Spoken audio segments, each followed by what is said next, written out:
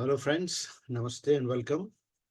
And this is sort of a continuation of my last video, which I had published yesterday.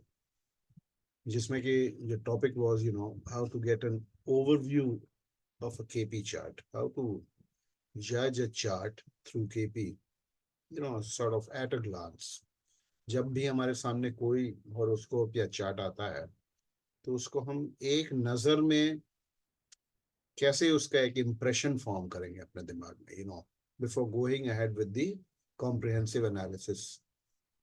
How do I get an impression कि ये chart है कैसा, मतलब ये outstanding chart है, ये average chart है, ये ये चार्ट नेगेटिव है, नेगेटिव इन द सेंस के बहुत ट्रबल्ड लाइफ रहेगी।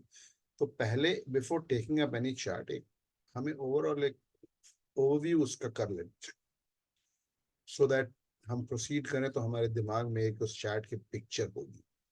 सो वो एक हमने एक तरह से समझ लीजिए आप शॉर्टकट एक मेथड बताया है। इस पर हमने कल का वीडियो पब्लिश किया था, लेकिन आज हमारे पास कुछ फोन कॉल्स आए, कुछ क्वेरीज आई हैं। I think there is some confusion amongst my followers who have seen this video।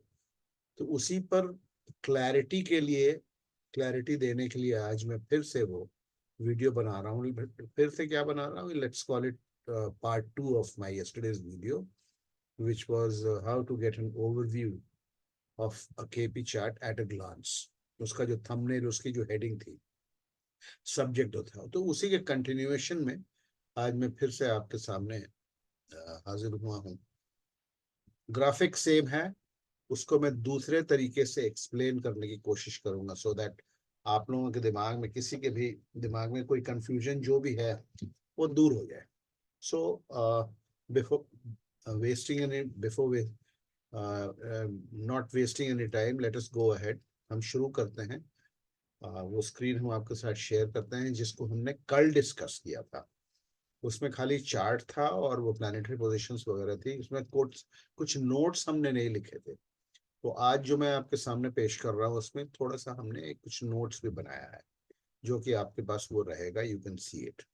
तो मैं खोल रहा हूँ, just give me a minute.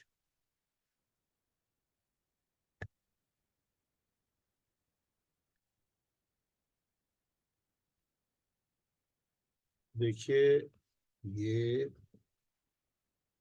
ये ग्राफिक आपके सामने है, जिसको कि मैंने कल भी डिस्कस किया था। Assessing overall view slash impression of A chart, how do you get it. Okay, so cursor मैं दूसरा ले लेता हूँ, कर्सर मैं दूसरा ले लेता हूँ। ये थोड़ा सा छिप रहा है लेफ्ट साइड का, बट आई थिंक आप पढ़ पाएंगे इसमें। रिकॉर्डिंग में पता नहीं, ये लेफ्ट साइड में जो कॉलम है ये रहेगा नहीं रहेगा, it should not be there, but anyway. So now देखिए फ्रेंड्स, जो हमने पहले भी बोला था कि द प्रिजम्पशन इज के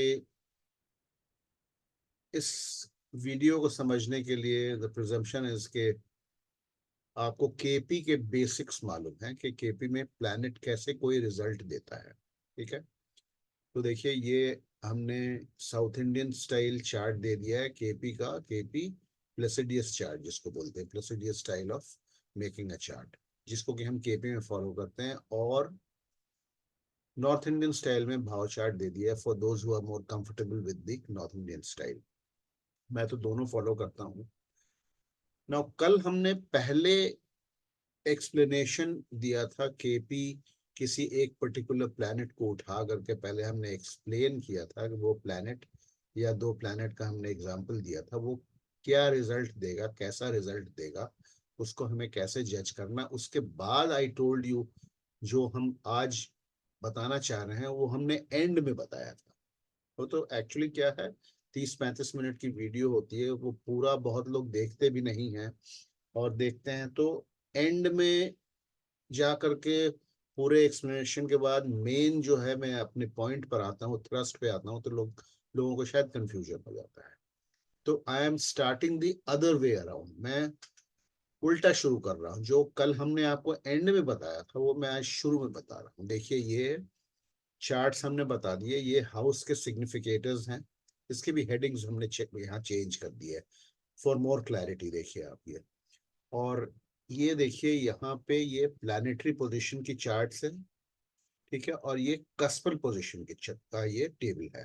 प्लानिटरी पोजीशन का टेबल है और कस्पल पोजीशन का टेबल है। अब इसमें देखिए आप प्लैनेट की पोजीशन दिए हुए हैं, 9 planets, sun, moon, Mars, Mercury, Jupiter, Venus, Saturn, Rahu, Ketu, और कस्प 1 to 12 दिया हुआ है।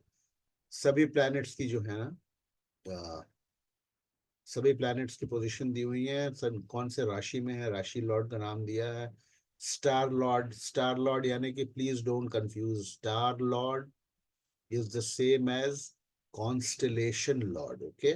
नक्षत्र Lord, constellation Lord, star Lord एक ही होता है। केपी में उसको हम लोग स्टार कहते हैं, नक्षत्र या कॉन्स्टेलेशन को। इंग्लिश में कॉन्स्टेलेशन बोलते हैं, हिंदी में वैदिक में नक्षत्र बोलते हैं, और केपी में हम उसको स्टार बोलते हैं। तीनों एक ही चीज है, नक्षत्र, कॉन्स्टेलेशन, स्टार। तो हर एक प्लेनेट का स्टार लॉर्ड कौन है, यानी कि प्लैनेट किसके नक्षत्र, जिस नक्षत्र में बैठा हुआ है उसका स्वामी कौन है। और लास्ट कॉलम है हर एक प्लैनेट का सब लॉर्ड, किसके सब, कौन उसका सब लॉर्ड है, किसके सब में वो बैठा हुआ है। और उसी प्रकार 1 to 12 कस्प या हाउसेस जो हैं उनका सब लॉर्ड कौन है। सबसे इंपॉर्टेंट चीज मैं स्टार्टिंग में बता दूं, देखिए ये सब लॉर्ड कॉलम में आप देखें, हर एक प्लैनेट का सब लॉर्ड देखें, Saturn Saturn, moon moon, Mercury sun sun, Rahu Rahu. अब आप इस टेबल ऑफ सिग्निफिकेटर्स में आ जाएं, ठीक है, टेबल ऑफ सिग्निफिकेटर्स में आ जाएं। और मैंने आपको कल बताया था 8वें और 12वें का जो मेन सिग्निफिकेटर है, स्ट्रॉन्गेस्ट जो सिग्निफिकेटर है। 8वें का कौन है सिग्निफिकेटर, 8वां और 12वां इसलिए मैं कह रहा हूं to get an overall impression of the chart, क्योंकि 8 और 12 ये दोनों ऑब्स्ट्रक्टिंग हाउसेस हैं, नेगेटिव हाउसेस हैं। 8 और 12, 8 अड़चनों का घर है। कुछ पॉजिटिव चीजें भी 8 से मिलती हैं, बट मोस्टली उसको हम मैलेविक हाउस यानी कि दुष्ट भाव कहते हैं एस्ट्रोलॉजी में। तो 8वें का सिग्निफिकेटर कौन है, हमने यहाँ देखा है 8वें का सिग्निफिकेटर, देखिए ये जुपिटर है। और 12वें के सिग्निफिकेटर्स कौन है, कई हैं, लेकिन हमें स्ट्रॉन्गेस्ट सिग्निफिकेटर लेना है। अगर कॉलम ए में है कोई तो वो स्ट्रॉन्गेस्ट सिग्निफिकेट, 12वें के सिग्निफिकेटर है जुपिटर और वीनस। तो जुपिटर 8वें का और जुपिटर और वीनस 12वें का सिग्निफिकेटर है। आपने देखना है कि इस सबलॉर्ड कॉलम में कहीं जुपिटर या वीनस अपीयर कर रहा है कि नहीं, यानी कि जुपिटर या शुक्र, गुरु या शुक्र, किन्हीं प्लैनेट, किसी भी प्लैनेट का सबलॉर्ड बन रहा है क्या, तो हम देखते हैं कि नहीं बन रहा है, यानी कि it is a positive sign. 8वें और 12वें को कोई भी 8वें और 12वें का दोनों का जो सिग्निफिकेटर है हमारे किसी भी प्लैनेट को अपने कस्पल, अपने सबलॉर्डशिप, कस्पल नहीं सॉरी सबलॉर्डशिप के द्वारा डिस्टर्ब नहीं कर रहा है। 8वां और 12वां जो प्लैनेट है अगर वो सबलॉर्ड बनता है तो वो डिस्टर्ब करता है। So this is the positive sign कि एज अ प्लैनेटरी सबलॉर्ड ना जुपिटर यहाँ अपीयर कर रहा है और ना ही वीनस अपीयर करता है। मैं अभी बताऊंगा, उसको एक्सप्लेन करूंगा। कल हमने शुरू में ही एक्सप्लेन कर दिया था, आज मैं बाद में एक्सप्लेन करूंगा। सिमिलरली आप कस्पल सबलॉर्ड्स देखिए। अब प्लैनेटरी सबलॉर्ड्स क्या होते हैं, कस्पल सबलॉर्ड्स क्या होते हैं, ये मैं प्रिज्यूम कर रहा हूँ कि एज अ केपी स्टूडेंट आपको पता है, और अगर नहीं पता है तो हमारे वीडियोस को देखें आप, उसमें अगर आप हमारे स्टूडेंट रह चुके हैं तब तो आपको डेफिनेटली पता होगा। एनीवे, तो कस्पल सबलॉर्ड में वीनस या जुपिटर अपीयर कर रहा है क्या, तो हम देखते हैं कि हाँ, वीनस अपीयर कर रहा है as sublord of second, third, ninth, 3 जगह वीनस अपीयर कर रहा है।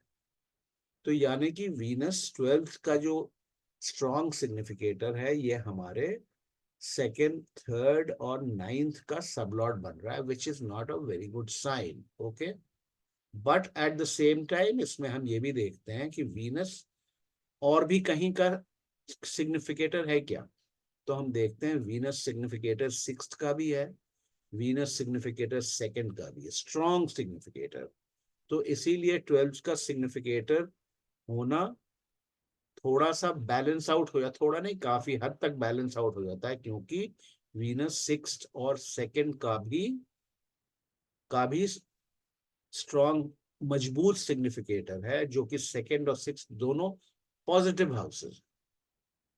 तो इसीलिए नेगेटिविटी एज सच इस ओवरऑल हॉरोस्कोप में नहीं है, क्योंकि आठवें का सबलॉर्ड जो है, आठवें भाव का सिग्निफिकेटर जो है जुपिटर, आठवें नहीं सॉरी 12वें भाव का, I take my back my word, 12वें भाव का जो सिग्निफिकेटर जुपिटर है, वो किसी भी प्लैनेट का सबलॉर्ड नहीं बन रहा है, ना ही किसी कस्प का सबलॉर्ड बन रहा है। वीनस 12वें का सिग्निफिकेटर है,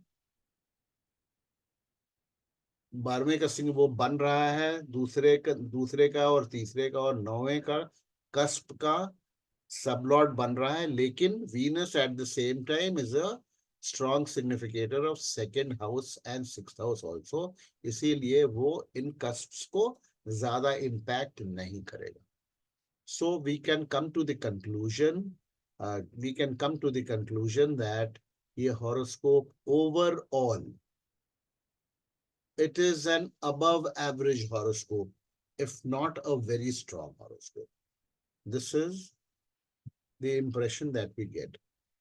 अगर वीनस वीनस अगर as significator of twelfth second और थर्ड और नाइन्थ को सिग्निफाई नहीं करता, जुपिटर तो नहीं कर रहा, हमने देख लिया significator of eighth and twelfth Jupiter नहीं कर रहा है, किसी भी प्लैनेट प्लैनेट का सबलॉर्ड नहीं बन रहा है या किसी कस्प का सबलॉर्ड नहीं बन रहा है, that is one very big positive with this horoscope. Venus as significator of twelfth बन रहा है, लेकिन at the same time Venus has inherent strengths as it is also a strong significator of the sixth house and the second house. अगर Venus यहाँ कहीं नहीं appear करता, Venus यहाँ कहीं नहीं अपीयर करता, तो हम ये कहते ये आउटस्टैंडिंग हॉरोस्कोप है, क्योंकि ना तो एर्थ का सिग्निफिकेटर कोई सबलॉर्ड बनता, प्लैनेटरी सबलॉर्ड या कस्पल सबलॉर्ड, ना ट्वेल्थ का बनता, ट्वेल्थ का सिग्निफिकेटर ना तो किसी प्लैनेट का सबलॉर्ड बनता और ना ही वो किसी कस्प का सबलॉर्ड बोलता। तो ऐसे केस में हम बोलते हैं आउटस्टैंडिंग बहुत ही स्ट्रॉन्ग हॉरोस्कोप है। then we will go ahead with the analysis. अब इसको और समझते हैं हम क्या कहना चाह रहे हैं एज केपी स्टूडेंट्स। अगर आपको नॉलेज बैकग्राउंड है तब तो आप समझ गए होंगे, नहीं तो पहले फिर से हम एक बार देख लेते हैं कि केपी में कोई भी ग्रह कैसे वो अपना रिजल्ट देता है। कोई भी ग्रह अपना रिजल्ट कब देता है, सबसे पहले तो हम समझें, कोई भी ग्रह रिजल्ट देता है अपने महादशा में, अंतरदशा में या प्रत्यंतर दशा में या सूक्ष्म में, या अपने दशाओं में वो अपना रिजल्ट देता है। वो रिजल्ट कैसे देता है, केपी का गोल्डन रूल क्या है, कल हमने आपको एक्सप्लेन किया था, आज फिर से एक्सप्लेन कर दे रहा हूं। केपी का गोल्डन रूल ये है कि मैंने अंग्रेजी में लिखा है इसको। गोल्डन रूल ये है, कोई भी ग्रह अपने नक्षत्र स्वामी का सबसे मजबूती से प्राइमरीली सबसे मजबूती से रिजल्ट देता है। क्या मतलब उसका, इसका मैं क्या कह रहा हूं, कोई भी ग्रह, हर एक ग्रह किसी न किसी नक्षत्र में बैठता है, ये आपको पता है, 27 नक्षत्र होते हैं, है ना। किसी न किसी नक्षत्र में कुंडली में बैठेगा और उस नक्षत्र का एक स्वामी होता है। तो केपी में कोई भी ग्रह जिस नक्षत्र में बैठा है, उस नक्षत्र का स्वामी जिस भाव या घर में जिस हाउस में बैठा है, उसका रिजल्ट वो प्लैनेट देगा जिसकी हम बात कर रहे हैं, किसी भी प्लैनेट के रिजल्ट देने की जो हम बात कर रहे हैं। तो इसको हमने एक एग्जाम्पल से समझाने की कोशिश की है। देखिए यहाँ हमने मंगल ग्रह को उठाया, मार्स, ये देखिए कर्सर देखिएगा, Mars is in the star slash nakshatra slash constellation, Mars is in the nakshatra of moon. Mars इस टेबल से भी आप देख सकते हैं, मार्स मून के नक्षत्र में है, ठीक है। इस टेबल से भी आप देख सकते हैं मार्स मून के नक्षत्र में है। तो मून कहाँ बैठा है ये देखिए, ये सेकंड हमने ये लिख दिया ऑक्यूपेंट और नक्षत्र लॉर्ड ऑफ ए। ये ऑक्यूपेंट है हर एक घर के ये प्लैनेट्स। मून कहाँ बैठा हुआ है, 10वें भाव में बैठा हुआ है। उसके नक्षत्र में कौन है, मंगल, जिसकी हम बात कर रहे हैं। एग्जाम्पल हम मंगल का ले रहे हैं। मंगल कैसे अपने दशा अंतरदशा अपने दशाओं में रिजल्ट देगा, क्या देगा, हम एक ग्रह को पकड़ के चल रहे हैं। तो मंगल हमने देखा कि चंद्रमा के नक्षत्र में है और चंद्रमा 10वें भाव में बैठा हुआ है, दशम हाउस में, 10th हाउस में। तो मार्स की जब जब दशा अंतरदशा आएगी तो मंगल 10वें भाव का रिजल्ट देगा। ये सैंग्विन है केपी का, ये रूल नंबर 1 और सबसे स्ट्रॉन्ग रूल यही है केपी का, ठीक है। वैदिक से फर्क है रूल्स में। तो मंगल हमने देख लिया 10वें भाव का रिजल्ट देगा, ये हमने लिख दिया अंग्रेजी में। मार्स इज इन द नक्षत्र ऑफ मून विच ऑक्यूपाइज और is placed in the 10th house. So Mars during its dasha will primarily give the result of the 10th house, that is the house in which its nakshatra lord oblique star lord is placed, that is the 10th house. Similarly, all other planets too will give results of houses where their nakshatra lords oblique star lords are placed. Similarly sun किसका result देगा, सन देगा, देखिए ये सामने star Lord लिखा है, सन देगा Venus, Venus जहां कहीं बैठा है उसका सन रिजल्ट देगा। चंद्रमा किसका देगा, मंगल जहां जिस किसी भाव में बैठा है चंद्रमा अपने दशा में उसका देगा। मंगल देखिए किसका देगा, हमने ऑलरेडी पढ़ लिया। मरकरी बुध किसका देगा, जहां भी केतु बैठे होंगे बुध उस भाव का रिजल्ट देगा। जुपिटर जहां कहीं भी सूर्य बैठे होंगे उनके नक्षत्र और उसका रिजल्ट देगा। वीनस देगा जहां कहीं भी बुध बैठा है उस भाव का रिजल्ट देगा। इसी प्रकार से similarly all other planets too will give the result of the houses where the nakshatra lords are placed. तो ये तो क्लियर हो गया कि मंगल 10th हाउस का रिजल्ट देगा। अब रिजल्ट कैसा होगा, रिजल्ट 10th हाउस का अच्छा भी हो सकता है, रिजल्ट 10th हाउस का खराब भी हो सकता है, रिजल्ट मिडलिंग भी हो सकता है, ना बहुत अच्छा ना बहुत खराब। मैंने क्यों कहा स्ट्रेंथ ऑफ द हॉरोस्कोप को आप पहले जांच लें। अब देखिए हम उस बात पर लौट के आ रहे हैं कि हमने देख लिया था सबलॉर्ड की पोजीशन, सबलॉर्ड के स्ट्रेंथ्स पे हमने एक आकलन कर लिया है हॉरोस्कोप का। कैसा रिजल्ट होगा उसके लिए हम क्या करेंगे, उसके लिए हम देखेंगे मंगल का नक्षत्र लॉर्ड हमने देख लिया, मंगल के सब लॉर्ड को हम देखेंगे।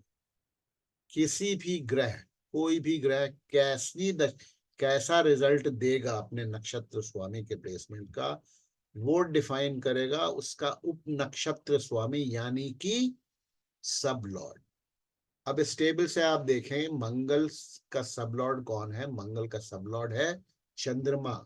मंगल का नक्षत्र लॉर्ड भी चंद्रमा, मंगल का सब लॉर्ड भी चंद्रमा। अब now we are back to square one, चंद्रमा सब लॉर्ड है। फिर हम प्लैनेटरी टेबल्स में आ जाते हैं। अब हमें चंद्रमा as sublord of Mars की स्ट्रेंथ को देखना है।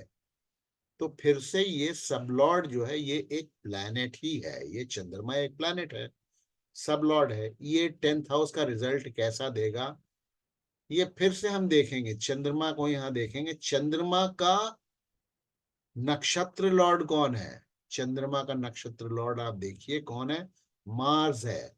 इस टेबल में आ जाइए, देखिए कि चंद्रमा का नक्षत्र स्वामी कहाँ बैठा है।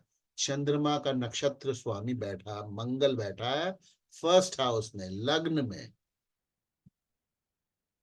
तो मंगल अपने दशा में जो रिजल्ट देगा 10th हाउस का, उस रिजल्ट के क्वालिटी को उसका नक्षत्र स्वामी डिफाइन करेगा। वो अच्छी है कि खराब होगा, खराब रिजल्ट होगा, कैसे डिफाइन करेगा?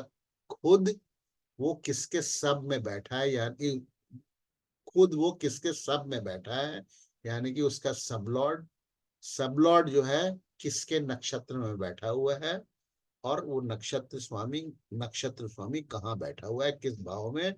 तो हमें पता चलेगा कि चंद्रमा जो है वो फर्स्ट हाउस का रिजल्ट दे रहा है, यानी कि मंगल अपने दशा अंतर्दशा में 10वें भाव का रिजल्ट देगा। 10वें भाव से क्या क्या देखते हैं हम?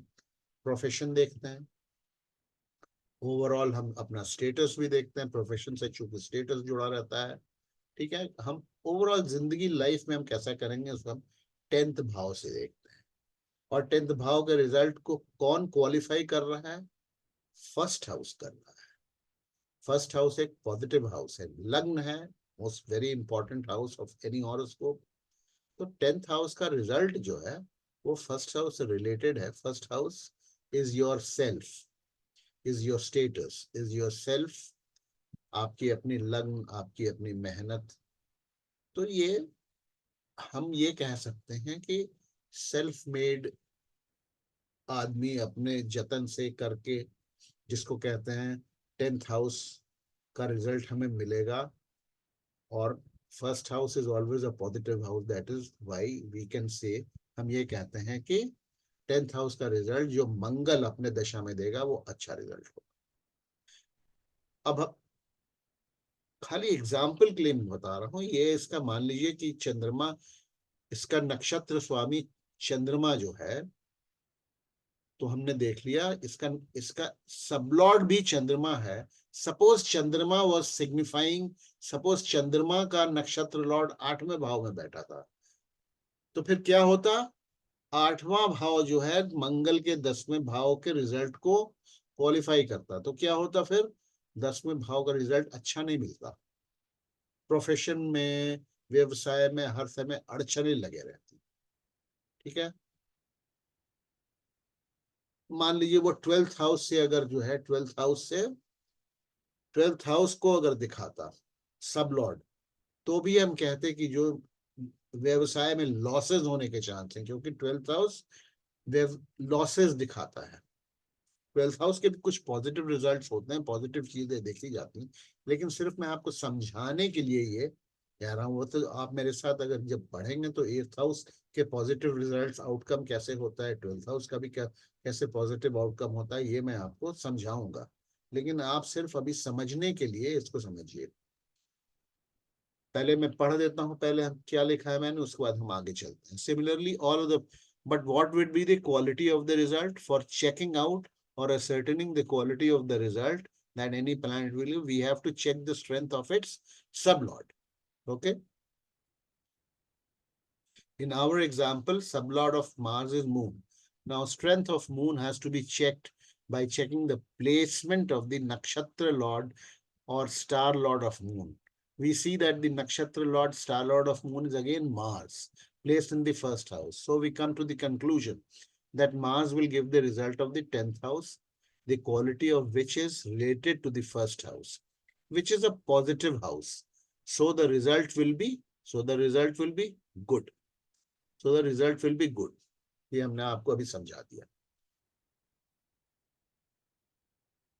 किसी और प्लैनेट का अगर हम एग्जाम्पल ले ले, मान लीजिए किसी और प्लैनेट का, let us take the example of से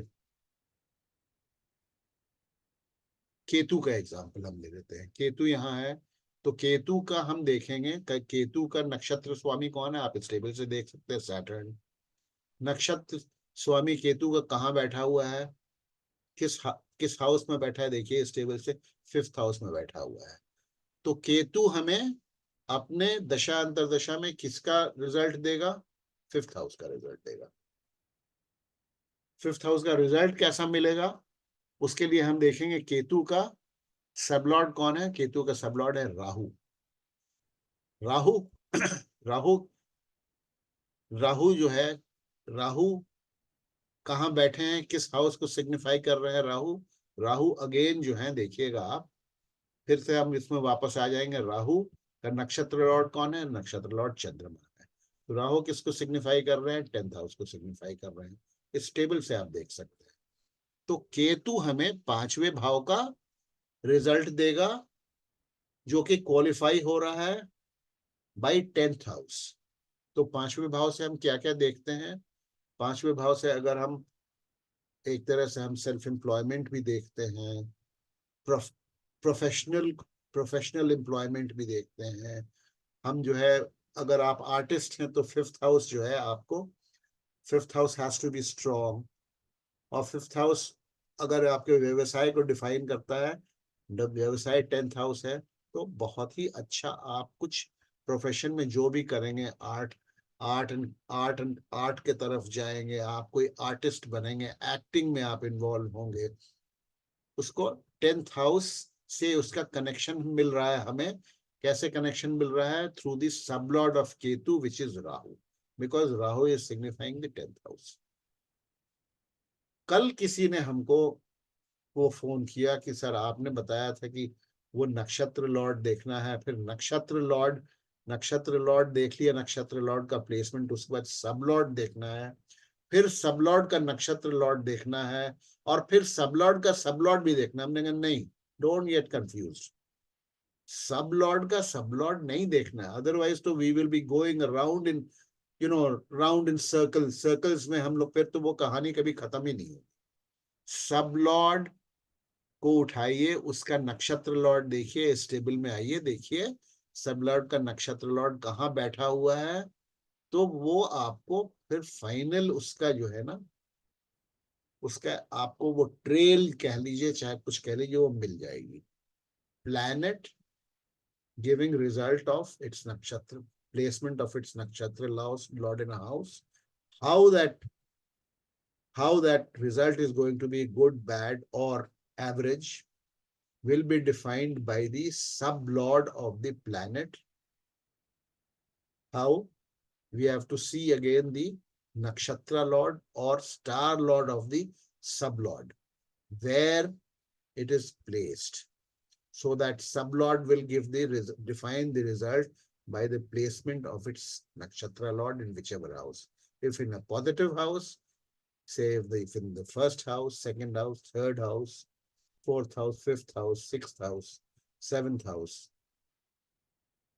ninth house, 10th house, 11th house, तो पॉजिटिव रिजल्ट्स हम मिलते हैं। 8वें में और 12वें में अगर है तो खराब रिजल्ट्स मिलने के ज्यादा चांसेस है। वीडियो थोड़ा लंबा हो जाएगा, नेक्स्ट क्लास में मैं इसी के कंटिन्यूशन में एक और वीडियो बनाऊंगा। There I will be talking about the cuspal sublord.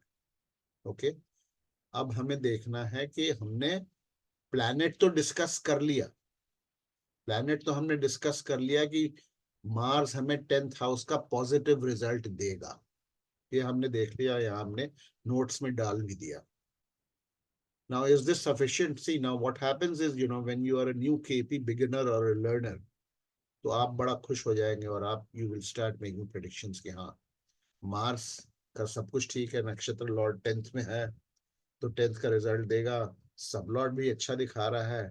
This is called stellar level signification.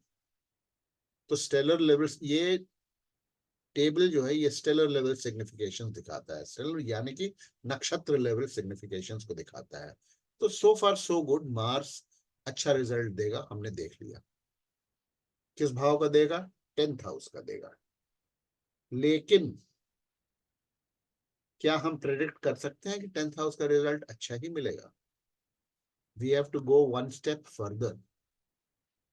इसमें हमें देखना होगा कस्पल पोजिशंस जो है ना, कस्पल टेबल, 10th हाउस यानी कि हाउस मतलब कस्प, 10th कस्प जो है या 10th हाउस, 10th हाउस की स्ट्रेंथ को हमें देखना पड़ेगा।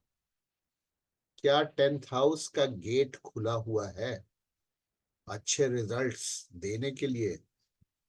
गेट खुला हुआ है या अच्छा रिजल्ट्स देने के लिए 10th हाउस ने अपने गेट को बंद कर रखा है। ये हम ये हमें देखना होगा। This is a very very important part of KP. अगर इस स्टेप के बिना आपने प्रेडिक्शन कर दिया, देन आप your prediction is likely or liable to go wrong। आपने पॉजिटिव कर दिया और 10th हाउस अगर ब्लॉक्ड है, गेट उसका बंद है, तो आपको पॉजिटिव रिजल्ट्स नहीं। So I am ending this video here. Okay, I am ending this video here. Next video which will be, I don't know, this evening or tomorrow, will be on the cuspal sublord, whether the cuspal sublord, whether a cusp या house का sublord वो promise, planetary promise जो है, stellar level का planetary promise को fulfil करने के लिए वो परमिशन दे रहा है, गो अहेड या परमिशन दे रहा है। That we have to see. That is the most important step in KP. Only then we can make a prediction. Thank you so much for watching. I hope कल जो clarity नहीं मिल पाई थी, I hope आज इस video से शायद आप लोगों को क्लैरिटी मिल गई होगी। So thank you so much for watching and I request you कि आप प्लीज, बीच में तो मैं 2 साल 1.5 साल करीब गायब ही था, मेरे चैनल को सब्सक्राइब कीजिएगा, लाइक कीजिएगा, और मेरे क्लासेस बहुत जल्दी शुरू हो रहे हैं। और नॉट ओनली केपी, वैदिक के भी क्लासेस मेरे शुरू हो रहे हैं। और मैं सबसे रिक्वेस्ट करूंगा कि, और रीइटरेट करता हूं कि बिना वैदिक के आप केपी नहीं कर सकते हैं। तो आजकल एक फैड हो गया है या फैशन हो गया है, ये प्रचलन है कि KP KP. Yes, KP is very very accurate, very important, but बिना वैदिक के आप केपी नहीं कर सकते हैं। और दोनों एक दूसरे को कॉम्प्लीमेंट करते हैं। ना केपी आप अकेले केपी के दम पे प्रेडिक्शन कर सकते हैं, ना वैदिक में आप अकेले वैदिक के दम पर। दोनों जानना बहुत जरूरी है। मैं दोनों की क्लासेस शुरू कर रहा हूँ, एक कंबाइंड कोर्स भी शुरू कर रहा हूँ जिसमें मैं वैदिक पहले पढ़ाऊंगा, केपी बाद में पढ़ाऊंगा। सो आपसे रिक्वेस्ट है आप ज्वाइन करें एंड सब्सक्राइब एंड लाइक जरूर करें। Thank you so much for watching. Thanks, bye bye.